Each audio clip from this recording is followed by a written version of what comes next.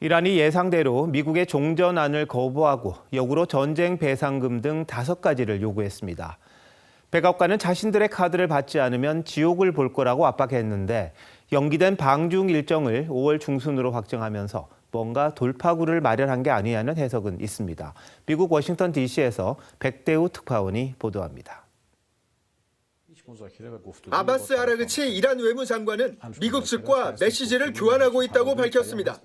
البته چند روز هست که طرف آمریکایی شروع کرده به ارسال پیام‌های مختلف از طریق واسطه‌های مختلف. 이란 국영 TV는 고위 당국자를 인용해 미국의 종전 요구안들이 과도하다면서 공격 행위 중단과 전쟁 피해 배상, 그리고 호르무즈 해협 주권 행사 등 5가지 종전 조건을 역제안했습니다. 미국이 파키스탄을 통해 전달한 핵폐기 등의 15가지 요구안을 거절하고 오히려 수용하기 어려운 요구안을 건넨 겁니다. 백악관은 이란이 협상을 거절하면 지옥을 맛보게 해주겠다고 경고했습니다. If they fail to understand that they have been defeated militarily and will continue to be, President Trump will ensure they are hit harder than they have ever been hit before. 트럼프 대통령은 이란도 협상을 원한다고 주장했습니다. And they are negotiating, by the way, and they want to make a deal so badly, but they're afraid to say it because they figure they'll be killed by their own people. 종전안을 놓고 이란과 치열한 기싸움을 벌이는 가운데 백악관은 방중 일정이 5월 중순으로 다시 잡혔다고 발표했습니다.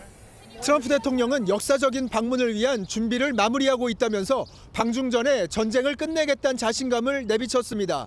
이란을 움직이기 위한 중국의 역할을 끌어낸 게 아니냐는 관측이 나옵니다. 미국 워싱턴 DC에서 TV조선 백대우입니다. 이란은 미군 해병대가 상륙할 걸로 예상되는 원유 수출 거점 하르그섬 방어에 온 힘을 쏟는 모습입니다. 방공 시스템에 지뢰까지 설치하면서 접근을 차단하겠다는 건데 작전을 감행하면 홍해 입구도 봉쇄하겠다고 엄포를 놨습니다. 김자민 기자입니다. 원형 저장 탱크와 석유 터미널이 밀집한 하르그 섬입니다. 이란 경제의 생명줄로 불리는 이곳 해안가에 최근 방공 시스템과 지뢰 등이 대거 설치된 것으로 전해졌습니다. 미국이 공수부대 등을 투입해 섬 점령에 나설 것에 대비해 이란이 보병 접근을 차단하는 대인 지뢰와 장갑차 기동을 멈추는 대전차 지뢰를 매설한 겁니다. 휴대용 지대공 미사일도 추가 배치됐습니다. 병사 한두 명이 어깨에 메고 발사하는 무기로 헬기와 저공 비행 항공기를 겨냥합니다. 이란군 관계자는 실제 지상전이 벌어질 경우 홍해 입구까지 틀어막겠다고 엄포를 놨습니다. 바브 엘 만데브 해협은 예멘과 지부티 사이에 있는 좁은 수로로 해상 원유 물동량의 10% 이상이 통과하는 요충지입니다. 예멘의 친이란 세력인 후티 반군을 통해 언제든 봉쇄에 나설 수 있다는 계산인데 후티 반군 역시 이란을 지지한다고 밝혔습니다. و نه قیمت سابق انرژی و نفت را خواهید دید تا وقتی که بفهمید ثبات در منطقه توسط دست قدرتمند نیروهای مسلح ما تضمین می شود. 이스라엘 측은 호르무즈 해협 봉쇄를 지휘해온 이란 이슬람 혁명수비대 해군 사령관이 공습으로 숨졌다고 밝혔습니다. TV조선 김자민입니다. 이번 이란 전쟁을 두고 미국과 이스라엘의 의도가 많이 다르다는 말들이 있었는데 미국과 이란이 종전 협상에 나서자 이스라엘이 다급해졌습니다. 핵심 타격 목표를 다시 정하고 레바논 남부에 화력을 집중했습니다. 그 이유가 뭔지 임서인 기자가 전합니다. 레바논 남부 해안가 건물에서 폭발음과 함께 검은 연기가 치솟습니다.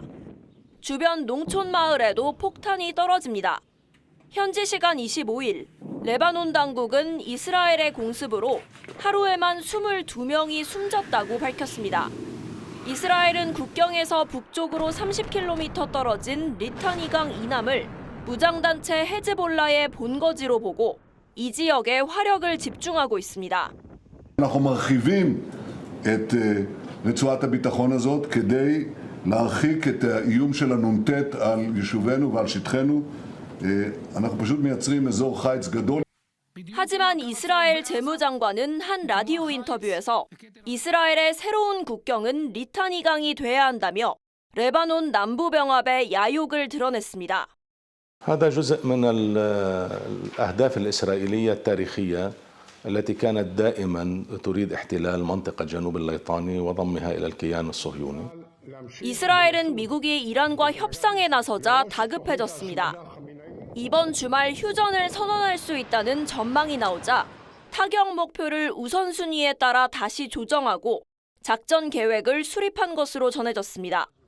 이 때문에 휴전이 선언되더라도 이스라엘이 목표를 달성할 때까지 공격을 계속할 수 있다는 관측도 나옵니다. TV조선 임서인입니다.